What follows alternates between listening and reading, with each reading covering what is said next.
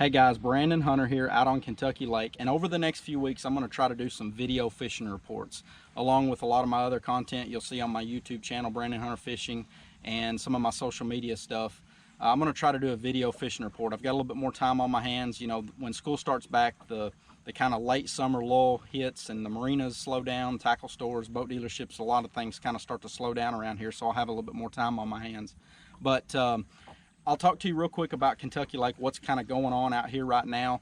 You know, Kentucky Lake is it's going through a cycle, you know, and there's a lot of negativity out there with social media right now that the lake is dying, and honestly it's simply not 100% true. You know, yeah, the fishing got a little bit tough and a lot of people started selling their boats and just completely giving up on it, you know, but lakes go through cycles. You know, I've seen some of the best lakes in the country. Lake Guntersville went through it not too long ago, where you go down there and just couldn't hardly catch anything, and St. Clair, and those lakes have both come back to some of the best lakes in the country again, you know, and lakes go through it. You know, I think that the majority of our local guys around here have kind of gotten spoiled over the years to go out there and catch them every cast on the ledges, and honestly, I've had a lot of fun this year fishing different styles. You know, it's made us go through, it's made us change the way we fish. So there's a lot of people think that fishing ledges in the summertime is the only way to catch them out there, and don't get me wrong, it's one of my favorite ways to catch them. I've made a living out here fishing offshore for the last several years, but there's other ways to catch them, and I've had fun up there, you know, fishing shallow this time of year. You know, the later in the summer it gets, a lot of people think those fish stay out there deep, even in the good old days, that they stay out there deep, and it's just not the case. The fish will start to come up this time of year, so you have to kind of start changing the way that we think about things, and, you know, look for certain things, start fishing patterns more so than just going out there and finding a school of fish and hoping that you find the mega school. But real quick, like I say, it's the first week of August. The lake level is actually down about 2 feet. It's at 357.80, I believe, so it's high 357s. Look like for the next few days, predicted it's going to stay right there in the high 357s. I don't know why they've got it down there to you know, 2 feet below summer pool, but it is what it is. So that's done a couple things on the lake here. I was catching a lot of fish up shallow. You get catch a lot of numbers, you know, a lot of small fish, 12 to 14 inches, which is very encouraging for the next few years.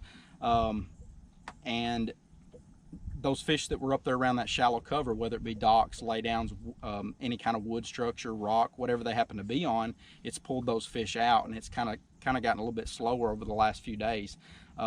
Water temperature's 84 to 86 degrees right now. We've had a lot of rains and stuff this summer, which is very unseasonable. You know, it seems like that we've got more rain this year than we've ever had. It's one of the wettest July and August that I ever remember. So that's kept that water temperature down there. We haven't seen that 90-degree mark yet, which is usually what drives those fish really shallow. Whenever late summer gets here and those water temperatures creep up there, those muggy days will really push them up shallow. They have been up there basically the whole summer. There's been a lot of fish still caught deep this year, but, you know, anybody that's been out there, you've looked at any of my reports, you know that, you know, the ledge fishing has been a little bit off the last couple of years, and you know, it's one of those things. I think it'll come back. You know, will the lake come back to what it once was? I don't know. I hope so. I hope it does. But the encouraging thing is there's a lot of bait in the lake right now. We had a really good shad spawn. We had a really good bass spawn, I think. Some of the places that I'm catching fish up shallow right now, I've seen a lot of little small bass that's, you know, chasing your bait out, and a lot of bait on the bank. If you've been out at all, you've seen a lot of bait up on the bank, and it's very encouraging for the next few years from now. I think in 2020, 21 maybe, we're going to really see the lake come back, and Asian carp or no carp, you know, the lake was going to go through a cycle. The carp are definitely kind of hindering it from coming back quicker. I believe that the organizations are doing a great job of heading in the right direction to get everything headed that way, and kind of, I don't know that we'll ever eradicate them, but I think that they will be able to manage them and keep them under control. But enough on that. Let's talk about fishing. The ledge bite, you know, is not kind of, it's really been a struggle all year long. There's still a few schools out there. This time of year, late summer, the fish will always start to come up shallow. I can't tell you how many emails I get, people wanting to go fishing late summer. I want to go catch them on the ledges, and it's over with. You know, it's late summer, it's end of July into August, and those fish start moving up shallow again. Now, just because I say shallow doesn't mean back in the creeks. It could be a main lake flat with wood, and that's one of the biggest keys this time of year, is those fish will move from that really deep water and they get up on those shallow flats, and wood is the key, whether it be a stump flat, whether it be brush piles, lay downs up shallow, any of those places like that is where you're going to look for those fish this time of year. That's where you're going to find the bait. That's where you're going to find the fish. Those fish have to come up for oxygen. So it's, you know, this time of year, start looking shallower. Look at those 8 to 10 foot drops out on the main lake instead of the deeper places. You know, those fish have to come up for air in the summer. You see a lot of other species of fish coming up late summer, you know, kind of like they're trying to breathe, get air. It's no different with a bass. They come up in the summertime. One of the probably number one baits that I fish this time of year is a plastic worm, Texas rig on a shaky head, on a big wobble head. You know, there's a lot of different ways to fish it. This is a worm that I've been playing with here lately. It's a new Divine shaky worm from 6 Cents Fishing. It's a 7-inch worm. This is plum. There's one color you need on Kentucky Lake. At the Tennessee River, it's plum. I keep it simple when it comes to a plastic worm. Now, the reason I fish this worm, don't expect to go out there and get a lot of bites on it. But typically late summer, if you get a bite, it's usually a pretty good one. You know, a plum old monster is a staple here on Kentucky, like the Berkeley power worm. The 10-inch power worm is a good one. There's not one that you can go bad with. Pick one that you've got a lot of confidence and go fish it. Fish it up on those 6 to 8 foot places where there's wood, stumps, brush. Fish it around brush piles, but look in that 8 to 12 foot range instead of out there in that really, really deep water that we would have looked in, you know, a month ago. We're getting into late summer. There are a few fish starting to come up on top. I actually had a couple of really good days last week fishing topwater. Topwater is one of those things, again, when I get wind, I like to throw the plopper style baits, just because I think those fish, you know, it's one of those baits that you can cover a lot of water with it, and I don't think this time of year you're going to go out there and just smash them on it, unless you get lucky and find a couple of banks that there's a lot of fish using.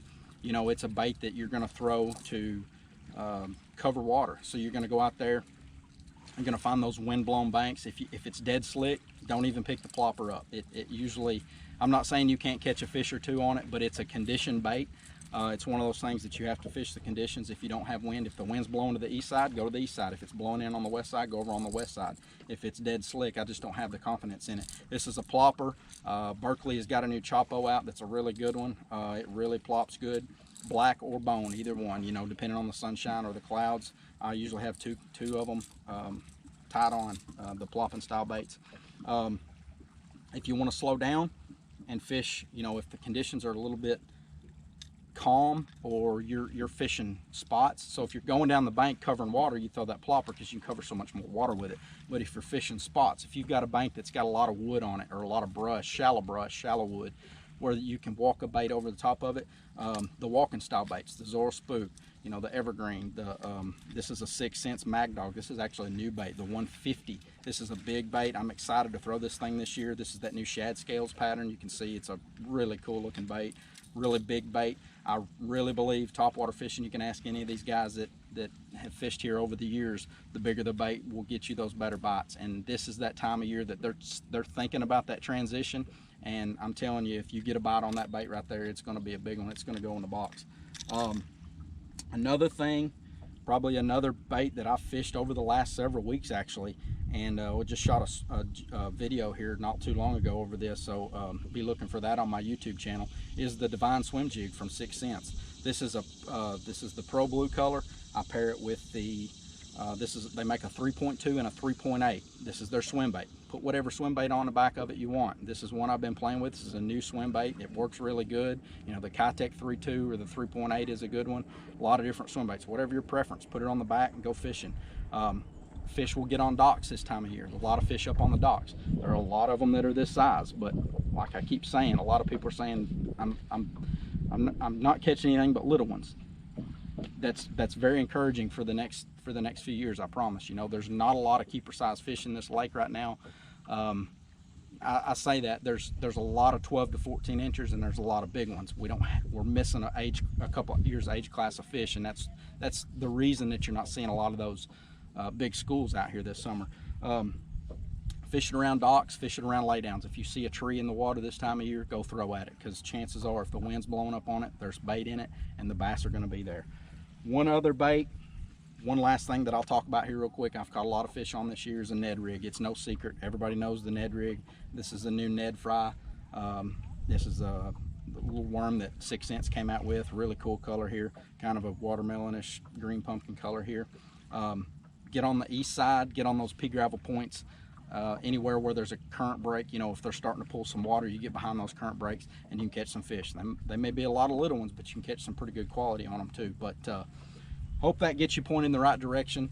Like I say, keep an eye out for this stuff over the next few weeks. I'll probably try to shoot one every couple of weeks to kind of keep you guys in the loop on what's happening down here, especially going into the fall transition here. We've got a lot of there's a high school tournament going on right now. They're actually practicing out here right now. So over the next few weeks, we'll have a lot of regional tournaments and classics coming into town. So if I can ever help, shoot me an email, info@brandonhunterfishing.com. Make sure you take a look at all my social media stuff, Facebook. I've got a YouTube channel, and check out some of my content. Thanks, guys.